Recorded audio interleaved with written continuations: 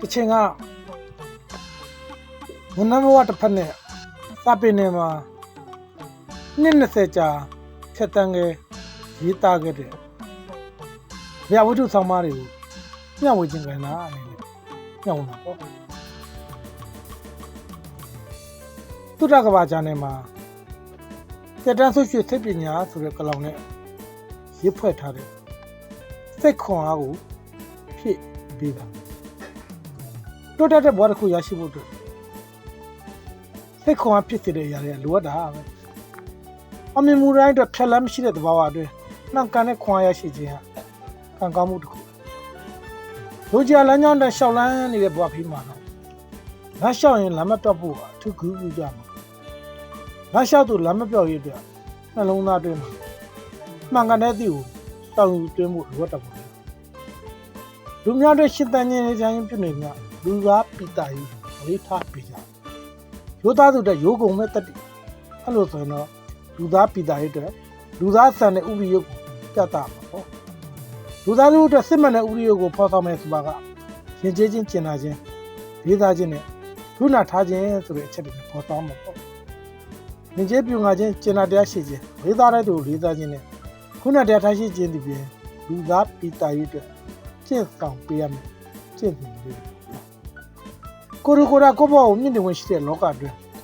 ချောင်ခိုခြင်းတတ်တာခုခြင်းတွေဆောင်ရှားချားသူကကိုပန်းပေးလာမျိုးစောင့်ခြင်းထက်ကိုယ်တိုင်ပန်းပြခြင်းပိုကောင်းတာတရှိခန်းနဲ့မုံမြတ်မမဝဝပိုက်ချနိုင်တာပညာရဲ့ဘောတရားလိုကိုယ်တိုင်အမှန်ကိုသိရှိဖို့လိုက်နေတယ်မမဘူးဆိုမရှိတဲ့သဘောအတွင်းမှာတော့မှားတဲ့လမ်းကိုရက်တက်မှန်စီဥတီရှောက်လန်းလိုက်နေသည်ခရပြစစ်သားတို့ရဲ့ဆိုမင်းရဆိုရင်တော့မှားတဲ့ဥတီချက်အတိုင်းမိုင်း1000ရှောက်လန်းပြီးနေပါသေးမှန်ကတော့ဥတီချက်တလန်းလှမ်းလိုက်တာနဲ့ဘဝကောင်းမစီဥတီပေါ်ပြောင်းလဲလာနေတယ်လက်တစ်ဆံမယုံတဲ့လူဘဝမှာကြိုးစားခြင်းဖြင့်ဘဝကိုတိဆောက်ရုံအားငယ်တဲ့စကားသာအားကျွဲတဲ့စကားတွေကိုစားထုတ်သုံးပြရလွန်သွားတဲ့မားရဲ့အစားပြန်လဲပြင်ဆင်ပြီးအမှန်တရားကိုပူဇော်ရပြီ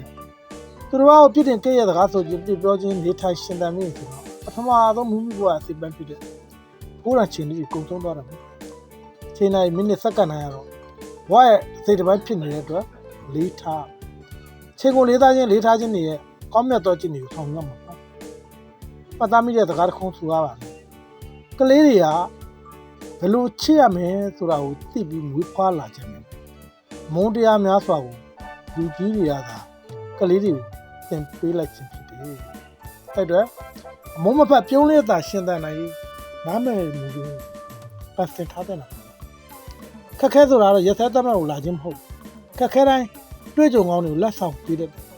ခက်ခဲကိုကြော်လာနိုင်ခြင်းမှသည်အောင်မြင်မှုစီတွားကြတာပြင်းနေတာတက်ခတ်နေတဲ့လေကတစ်ပင်တကနေလှုပ်ရှားစေနိုင်ရန်တက်ခတ်ခြင်းဖြစ်တယ်လို့ဆိုနိုင်တယ်မြစ်တွေဘလောက်ခဏရရှိတယ်ဆိုတော့စမ်းသက်တာလည်းဖြစ်နိုင်တာအဲ့လိုပဲဒုက္ခနဲ့တူလောကတရားလူသားတို့ခန္ဓာရရှိခြင်းကိုစမ်းသက်တဲ့အရာရှိ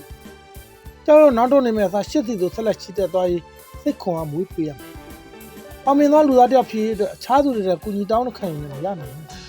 ကိုယ်စွမ်းစကိုယ်တက်တည်ဖြစ်အောင်မြင်မှုပေါင်းကိုစွတ်ကူးရအောင်မြင်သောဘဝတစ်ခုရရှိဖို့ကြိုးစားနေသူတိုင်းအတွက်ထိတ်ချုပ်ထားတဲ့အရာ၃ခုရှိတယ်အဲ့ဒီ၃ခုကတော့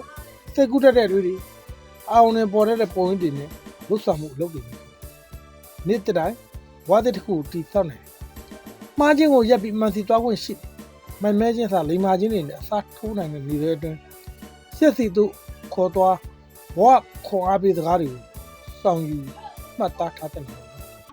အောင်မြင်ပန်းတဲ့ဟိုရလောက်နိုင်အတွက်လက်တွေဆိုတဲ့သင်္ကန်းသားလေးတွေနဲ့သတ်တယ်ပြီးတော့ဘဝဆိုတဲ့တေချာကိုတွတ်တင်နေတယ်တဲ့တန်းသူရွှေစိတ်ပညာတချင်ကတုတ္တကဘာကျန်ထဲမှာရေးဖွဲ့ထားခဲ့တယ်ကိုရောင်ကြီးဆောင်မှာပါအားလုံးသပ်ပေချစ်စိတ်နဲ့ကျမ်းမာချမ်းသာကြ